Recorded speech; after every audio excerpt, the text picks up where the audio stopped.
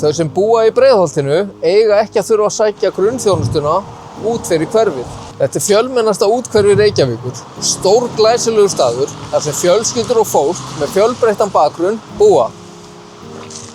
En við sem höfum búið í Breiðholtinu vitum að þegar ákvarðanir eru teknar hjá borginni vill það oft gleymast. Ég bjó þarna efstu hæð þar sem stóru gluggarnir eru þarna uppi, þessi tveir. Þessu ætla ég sem oddviti Flokks fólksins að breyta. Þetta er mitt fólk hérna. Flokkur fólksins. Þetta er æðislegt. Hér hafa íbúar rætt að bæta lýsinguna á svæðum eins og þessum. Þá að mála yfir veggjakrót, laga holur í götum og gera göngustígana almennilega. Til að auka öryggi í hverfunum ætlum við að efla nágrannavörslu og endurvekja hverfisráðin. Það er til að ykkar rödd heyrist aftur. Börnin okkar eiga skilið jafnt aðgengi að íþrótta- og frístundastarfi óháð efnahag.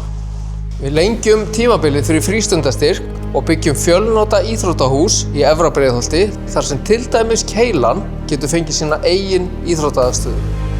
Einnig munum við tryggja 100% systkinaafslátt í leikskólum og daggæslu. Þá munum við koma á heimgreiðslum fyrir börn á biðlista. Ég var í þessum skóla, Öldurselskóli.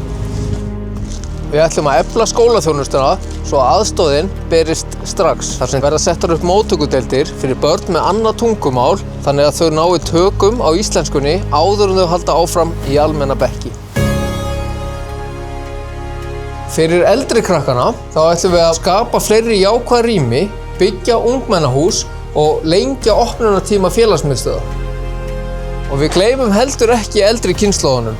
Karlar í skúrum koma aftur og við styðjum við efnaminni eldri borgara með frístundastyrk upp á 50.000 krónur á ári. Loksins gerum við mjóddina að mannlífs- og menningarmiðstöð með eigin tónlistarhúsi, mathöll og öruggri skiptistöð. Fólk á að geta farið á tónleika og viðburði í sínu eigin hverfi. Flokkur fólksins hlustar og framkvæmir. Það er komið tími á ykkur. Vinnum þetta saman.